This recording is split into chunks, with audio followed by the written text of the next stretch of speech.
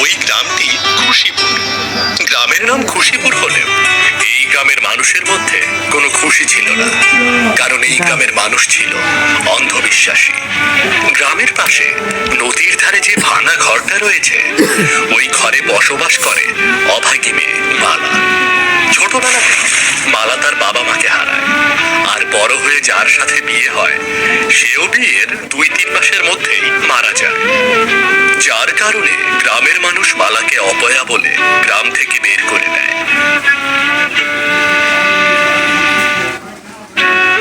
সেই থেকে মালা এই নদীর ধারে ছোট্ট ঘরটাতে বসবাস করে, আর নদী থেকে মাছ ধরে কোনো মতে সংসার চালায়। কিন্তু মালা অনেক কষ্ট করে মাছ ধরলেও মালার সাথে চলে গ্রামের মানুষদের অমানবিক আচরণ। না, আজ 2 দিন হলো নদী থেকে কোনো মাছ ধরতে পারছি না। এমনিতেই কাল থেকে না খেয়ে আছি। আর আজও যদি মাছ ধরতে না পারি, তাহলে তো না খেয়ে থাকতে হবে।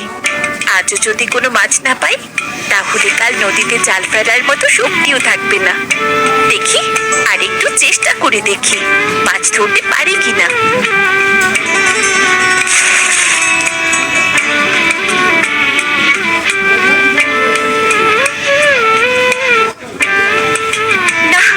আজকে একটাও মাছ পাওয়া গেল না। আজকে অন্যের বাড়িতে খাবারের জন্য যেতেই হবে। যাই, জালটা রেখে দিয়ে কারো বাড়ি থেকে কিছু খাবার পাই কিনা দেখি।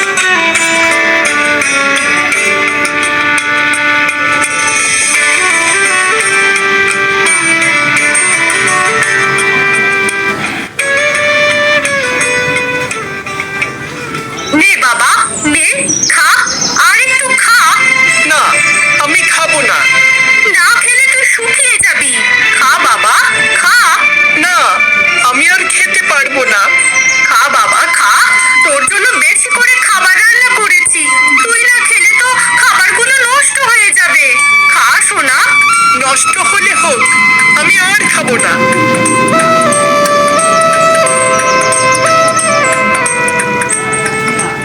বৌদি, আমাকে কিছু খাবার দেবে? কাল থেকে আমি না খেয়ে আছি। তুই তুই এই বাড়িতে কেন এসেছিস? বেরো, বেরো তাড়াতাড়ি বাড়ি থেকে। হ্যাঁ, এক্ষুনি চলে যাব। আমাকে কিছু খাবার দাও না। খাবার? তোর মতো অপয়াকে খাবার দেব? তুই ভাবলি কি করে? বের হ, বের হ তাড়াতাড়ি এই বাড়ি থেকে। মা, তুমি তো আমার জন্য বেশি করে রান্না করেছো। সেখান থেকে কিছু খাবার ওনাকে দাও না মা, দাও ওনাকে। তুই চুপ কর। ওর মতো অপয়ের মুখ দেখাও পাপ, আর আমি ওকে খাবার দেব? এই যা বলছি, তাড়াতাড়ি এখান থেকে বিদায় হ।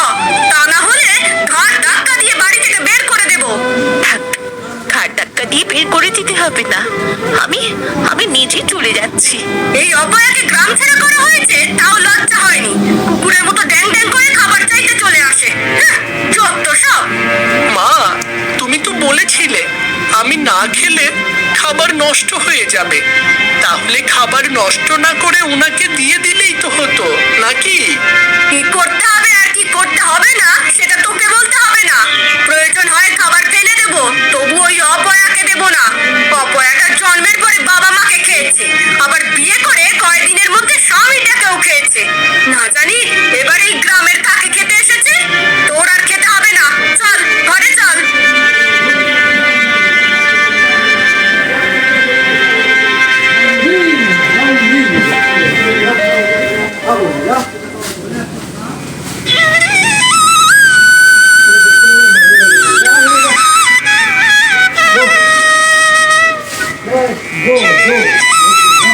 বৌদি, আমাকে কিছু খেতে দেবে? কাল থেকে না খেয়ে আছি। খেতে দেব? তা আমার বাড়িতে কি অতিথিশালা খুলে বসে আছি রে, যে তোকে খেতে দেব? না, এমনিতেই খেতে দিতে হবে না। তুমি বলো না, তোমার বাড়ির কাজ করে দিই, তারপর সামান্য কিছু খেতে দিলেই হবে। আহা, আমরা অত জমিদার নই যে সামান্য কাজটুকু করতে পারবো না। নিজেরাই খেতে পাই না, আবার অন্যজনকে কাজ করিয়ে খেতে দেব? আরে যা তো যা, তাড়াতাড়ি আমার চোখের সামনে থেকে চলে যা। গ্রামের অন্য কেউ যদি দেখে ফেলে না আমি তোর সাথে কথা বলছি, তাহলে আমার কপালেও দুঃখ হয়ে যাবে। যা যা এখান থেকে।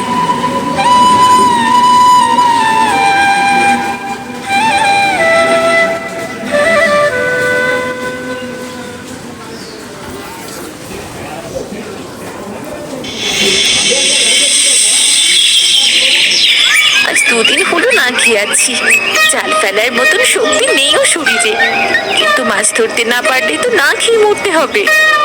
কি কপাল নিয়ে জন্মেছি, সবাই শুধু অপয়া বলে, কেউ সামান্য সাহায্যটুকুও করে না। আজকে জাল ফেলে দেখি এই অপয়ার ভাগ্যে কোনো মাছ লেখা আছে কিনা।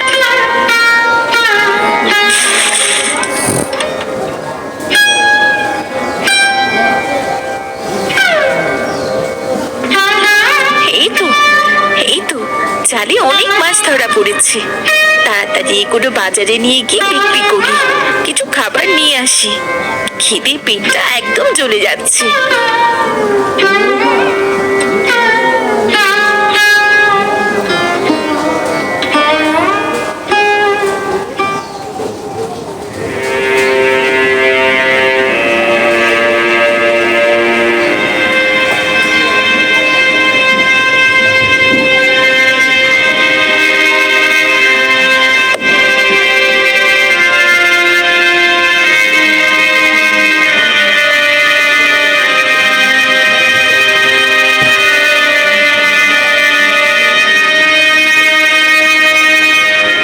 আমার মাছগুলো নিন না, দেখুন একদম তরতাজা।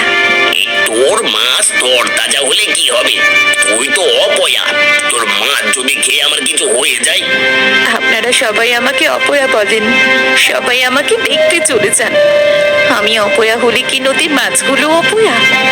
না না না না, নদীর মাছ অপয়া হতে যাবে কেন? তাহলে তাহলে আমার মাছ কিনতে দোষ কোথায়? মাছগুলো নিন না। ঠিক আছে, তা তোর মাছ নিতে কত দাম দিতে হবে? এতগুলো মাছ আপনি 200 টাকা দিন। মাছগুলোর দাম 200 টাকার কম না, তবে আমি 100 টাকার বেশি দিতে পারবো না।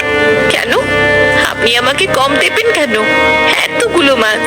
তা বলবো না, কিন্তু 100 টাকার বেশি আমি দিতে পারবো না। দিলে দে, না দিলে না দে, আমি ছাড়া তোর মাছ কেউ কিনবে না। ঠিক আছে, আপনি 100 টাকাই দিন।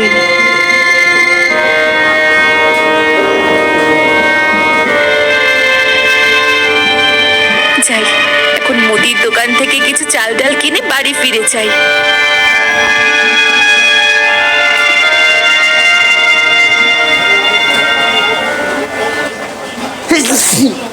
দাদা, এই টাকাটা নিন। আমাকে 4 কেজি চাল, আধা কেজি ডাল আর 200 গ্রাম তেল দিন। এই কত টাকা আছে ওখানে? 100 টাকা। 100 টাকা এত কিছু হবে না, যাও তো এখান থেকে। কেন? 4 কেজি চাল 40 টাকা, আধা কেজি ডাল 20 টাকা আর 200 গ্রাম তেল 20 টাকা। সব নিলেও তো 20 টাকা ফেরত পাবো। আবার ফেরত? শোনো, গ্রামের সবাই বলে দিয়েছে তোমার কাছে কোনো কিছু না বেচতে, কিন্তু আমি একটু দয়ালু তাই তোমাকে মালপত্র দেব, কিন্তু সবগুলোর দাম দ্বিগুণ দিতে হবে।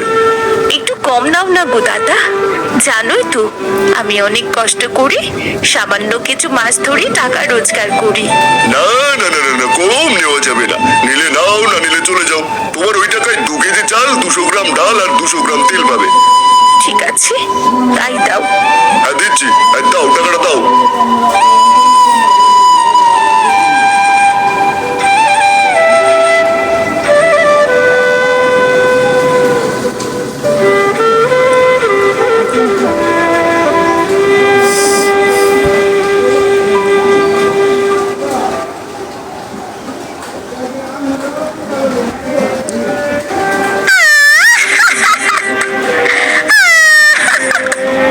এ কি, কে তুমি? আর এভাবে কাঁদছো কেন? আমি জানি না। মেয়েটা অনেক ছোট, কি করি বা তার পরিচয় বলবে, কিন্তু এখন এখন কি করি? আচ্ছা, তুমি কোন রাস্তা দিয়ে এসেছো? আমাকে কি সেখানে নিয়ে যেতে পারবে? না, তাহলে তো মেয়েটাকে কোথাও যেতে দেওয়াও যাবে না। এভাবে মেয়েটাকে যেতে দিলে মেয়েটার ক্ষতিও হয়ে যেতে পারে। আচ্ছা, তুমি আমার সাথে আমার বাড়িতে যাবে? আমি জানি না। না, এই বাচ্চা মেয়েটা কিছুই বলতে পারছে না। একে আমার সাথেই নিয়ে যাই, আর তারপর না হয় ওর বাবা মা এসে ওকে নিয়ে যাবে। চলো তুমি আমার সাথে।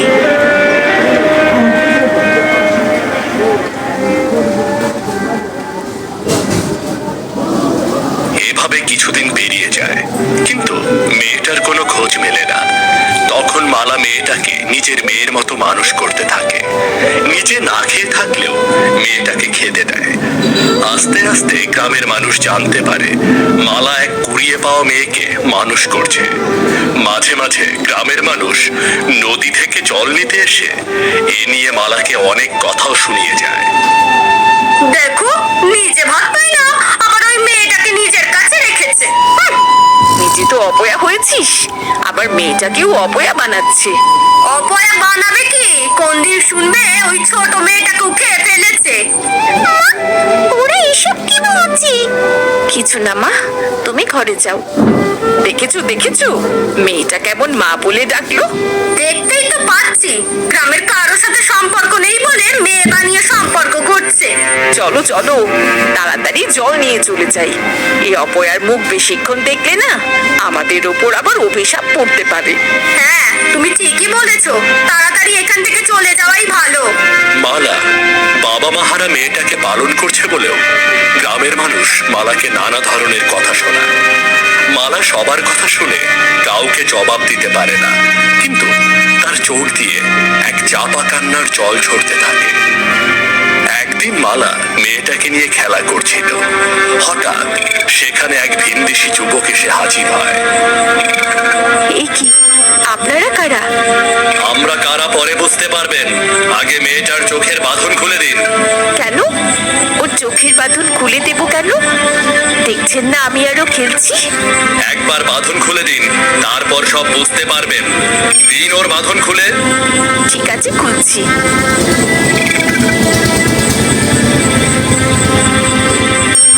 বাবা, তুমি এসেছো?